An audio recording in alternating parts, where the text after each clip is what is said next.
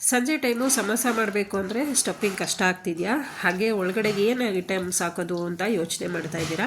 ಬನ್ನಿ ಫ್ರೆಂಡ್ಸ್, ಇವತ್ತಿನ ವಿಡಿಯೋದಲ್ಲಿ ತುಂಬಾ ಈಸಿಯಾಗಿ ಸ್ಟಫ್ ಹೇಗೆ ಮಾಡೋದು ಮತ್ತು ಕ್ರಿಸ್ಪಿಯಾಗಿ ಸಮೋಸ ಹೇಗೆ ಮಾಡೋದು ಅಂತ ಟಿಪ್ಸ್ ಎಲ್ಲ ಹೇಳ್ಕೊಡ್ತಾ ಇದ್ದೀನಿ. ಮೊದಲಿಗೆ ನಾನಿಲ್ಲಿ ಒಂದು ಬಾಣಲಿಗೆ 2 ಬೌಲ್ನಷ್ಟು ಮೈದಾ ಹಿಟ್ಟನ್ನ ಹಾಕ್ಕೊತಾ ಇದ್ದೀನಿ.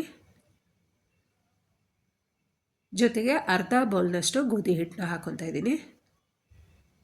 3/4 ಸ್ಪೂನಷ್ಟು ಚಿಲ್ಲಿ ಪೌಡರು, ರುಚಿಗೆ ತಕ್ಕಷ್ಟು ಉಪ್ಪು, 1 ಸ್ಪೂನು ತುಪ್ಪ ಹಾಕ್ಕೊಳ್ತಾ ಇದ್ದೀನಿ. ತುಪ್ಪ ಇಲ್ಲ ಅಂದರೆ ನೀವು 1 ಸ್ಪೂನಷ್ಟು ಎಣ್ಣೆ ಬೇಕಾದರೂ ಹಾಕೋಬೋದು. ಈಗ ಒಂದು ಸಲ ಎಲ್ಲ ಮಿಕ್ಸ್ ಮಾಡ್ಕೊಬೇಕು. ಈ ಥರ ಮಿಕ್ಸ್ ಮಾಡ್ಕೊಂಡಾದ್ಮೇಲೆ ಸ್ವಲ್ಪ ಸ್ವಲ್ಪನೇ ನೀರನ್ನ ಹಾಕ್ಕೊಳ್ತಾ ಕಲಿಸ್ಕೊಬೇಕಾಗತ್ತೆ. ಚಪಾತಿ ಹಿಟ್ಟಿನ ಅದಕ್ಕೆ ಕಲಿಸ್ಕೊಂಡ್ರೆ ಸಾಕು. ಸ್ವಲ್ಪ ಎಣ್ಣೆನ ಹಾಕ್ಕೊಂಡು ಮತ್ತೆ ಕಲಿಸ್ಕೊತಾ ಇದ್ದೀನಿ. ಈ ಥರ ಕಲಸಾದ್ಮೇಲೆ 20 ನಿಮಿಷ ಮುಚ್ಚಿ ಇಡಬೇಕಾಗತ್ತೆ.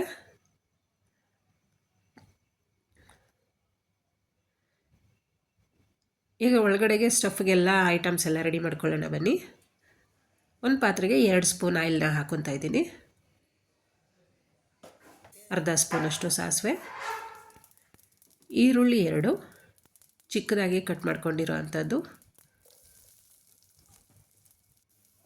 ಹಸಿರು ಮೆಣಸಿನ್ಕಾಯಿ 3, ಸ್ವಲ್ಪ ಕರಿಬೇವು, ಜೊತೆಗೆ ಇಲ್ಲಿ ನಾನು 1 ಕ್ಯಾಪ್ಸಿಕಮ್ನ ಯೂಸ್ ಮಾಡ್ತಾ ಇದ್ದೀನಿ. ಕ್ಯಾಪ್ಸಿಕಮ್ ಚಿಕ್ಕದಾಗಿ ಕಟ್ ಮಾಡ್ಕೋಬೇಕಾಗುತ್ತೆ.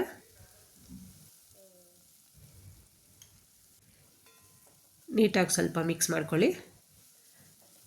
ಅಂದರೆ ಕ್ಯಾಪ್ಸಿಕಮ್ಮು ಮತ್ತು ಈರುಳ್ಳಿ ಸ್ವಲ್ಪ ಸಾಫ್ಟ್ ಆಗೋ ತನಕ ಫ್ರೈ ಮಾಡ್ಕೊಳ್ಳಿ. ಸ್ವಲ್ಪ ಸಾಫ್ಟ್ ಆದಮೇಲೆ ನಾನು ಆಲೂಗೆಡ್ಡೆನ 3 ಆಲೂಗೆಡ್ಡೆನ ಬೇಯಿಸಿ ಸಿಪ್ಪೆ ತೆಗೆದು ಕೈಯಲ್ಲಿ ಕಲಸಿಟ್ಕೊಂಡಿರ್ತೀನಿ. ಆಲೂಗೆಡ್ಡೆನ ಮಿಕ್ಸ್ ಮಾಡ್ಕೊಂಡಾದ್ಮೇಲೆ ಅರ್ಧ ಸ್ಪೂನಷ್ಟು ಧನಿಯಾ ಪೌಡ್ರು, ಅರ್ಧ ಸ್ಪೂನಷ್ಟು ಗರಂ ಮಸಾಲ ಪೌಡ್ರು ಹಾಕ್ಕೊಂಡು ಮಿಕ್ಸ್ ಮಾಡ್ಕೊತಾ ಇದ್ದೀನಿ. ನೀಟಾಗಿ ಮಿಕ್ಸ್ ಮಾಡ್ಕೋಬೇಕಾಗುತ್ತೆ. ಸ್ವಲ್ಪ ಚಿಟಿಕೆಯಷ್ಟು ಅರಶಿನ ಪುಡಿ ಹಾಕ್ಕೊತಾ ಇದ್ದೀನಿ.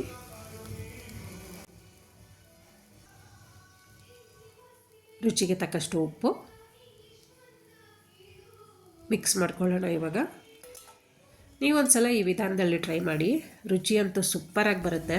ನೀವೊಂದು ಸಲ ಟ್ರೈ ಮಾಡಿ ಗೊತ್ತಾಗುತ್ತೆ. ಆವಾಗ ನಾನಿಲ್ಲಿ ಕಡಲೆ ಬೀಜನ ಎಣ್ಣೆನಲ್ಲಿ ಫ್ರೈ ಮಾಡ್ಕೊಂಡು ಇಟ್ಕೊಂಡಿರ್ತೀನಿ, ಅದನ್ನು ಲಾಸ್ಟಲ್ಲಿ ಹಾಕ್ಕೊಂಡು ಮಿಕ್ಸ್ ಮಾಡ್ಕೊತಾ ಇದ್ದೀನಿ. ಈ ಥರ ಕಡಲೆ ಬೀಜ ಮತ್ತು ಕ್ಯಾಪ್ಸಿಕಮ್ ಹಾಕಿ ನೀವು ಒಂದು ಸಲ ಸಮೋಸ ಮಾಡಿ, ಸೂಪರಾಗಿರುತ್ತೆ. ತಿನ್ನುವಾಗ ಕಡಲೆ ಬೀಜ ಕ್ಯಾಪ್ಸಿಕಮ್ಮು ಸಿಕ್ಕಿದ್ರಂತೂ ಚೆನ್ನಾಗಿ ಬಂದಿರುತ್ತೆ. ಈಗ ಚಪಾತಿ ಹಿಟ್ಟು ರೆಡಿಯಾಗಿದೆ. ಚಿಕ್ಕ ಚಿಕ್ಕ ಉಂಡೆಗಳನ್ನ ಮಾಡಿಕೊಂಡು ಚಪಾತಿ ಅದಕ್ಕೆ ಲಟ್ಟಿಸ್ಕೊಬೇಕಾಗುತ್ತೆ.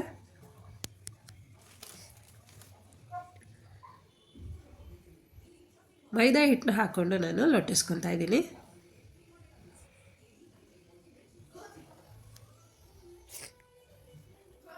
ತುಂಬಾ ಚೆನ್ನಾಗಿ ಬರುತ್ತೆ. ನೀವು ಕಡಲೆ ಬೀಜನ ಲಾಸ್ಟಲ್ಲಿ ಫ್ರೈ ಮಾಡಿ ಹಾಕಿರೋದ್ರಿಂದ ತಿನ್ನುವಾಗಂತೂ ಮಧ್ಯ ಮಧ್ಯ ಕಡಲೆ ಬೀಜ ಸಿಗುತ್ತಲ್ಲ, ತುಂಬ ಚೆನ್ನಾಗಿ ಬರುತ್ತೆ. ಫ್ರೆಂಡ್ಸ್, ಯಾರಾದರೂ ನನ್ನ ಚಾನಲ್ಗೆ ಹೊಸದಾಗಿ ಜಾಯ್ನ್ ಆಗಿದ್ದರೆ ಸಬ್ಸ್ಕ್ರೈಬ್ ಮಾಡ್ಕೊಂಡು ನೋಡಿ. ಯಾಕಂದರೆ ಹೊಸದಾಗಿ ಸಬ್ಸ್ಕ್ರೈಬ್ ಮಾಡಿಕೊಂಡು ನೀವು ಕಮೆಂಟ್ಸ್ಗಳು ಹಾಕಿದ್ರೆ ನಮಗೆ ಹೊಸ ಹೊಸ ವೀಡಿಯೋಗಳನ್ನ ಮಾಡೋದಕ್ಕೆ ಮೋಟಿವೇಶನ್ ಸಿಕ್ತಂಗೆ ಆಗುತ್ತೆ. ರೆಡಿ ಆಯಿತು. ಇವಾಗ ಚಾಕುಯಿಂದ ಮಧ್ಯದಲ್ಲಿ ಕಟ್ ಮಾಡ್ಕೊಳ್ಳೋಣ.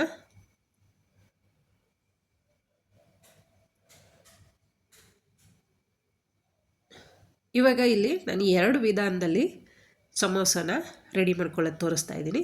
ಮೊದಲನೇ ವಿಧಾನ ನೋಡ್ಕೊಳ್ಳಿ. ಎಡಗೈಯಿಂದ ಒಂದು ಸಲ ಈ ಕಡೆ ಮಾಡಿಕೊಂಡು ನೋಡಿ, ಅದು ಶೇಪು ನಾವು ಹೊರಗಡೆ ಏನಂತಾರೆ, ಅದು ಚುರುಮುರಿ ತೊಗೊಂಡ್ರೆ ಬರುತ್ತಲ್ವ, ಆ ಶೇಪ್ ಬರುತ್ತೆ ನೋಡಿ. ಕರೆಕ್ಟಾಗಿ ಬಂದಿದೆ. ಇವಾಗ ರೆಡಿಯಾಗಿರೋ ಅಂಥ ಆಲೂ ಮತ್ತು ಕ್ಯಾಪ್ಸಿಕಮ್ನ ಮಿಕ್ಸ್ ಮಾಡ್ಕೊಳ್ಳೋಣ. ನಾವು ಗೋಧಿ ಹಿಟ್ಟು ಹಾಕಿರೋದ್ರಿಂದ ಕೈಯಿಂದನೇ ಈ ಥರ ಸುತ್ತ ಅಂಟಿಸ್ಕೊಂಡು ಬಂದರೆ ಸಾಕಾಗುತ್ತೆ ನೋಡಿ. ಎಷ್ಟು ಈಸಿಯಾಗಿ ರೆಡಿ ಆಯಿತು ಸಮೋಸ ನೋಡಿ. ಇನ್ನೊಂದನ್ನು ನಾನು ತೋರಿಸ್ತಾ ಇದ್ದೀನಿ ಶೇಪು.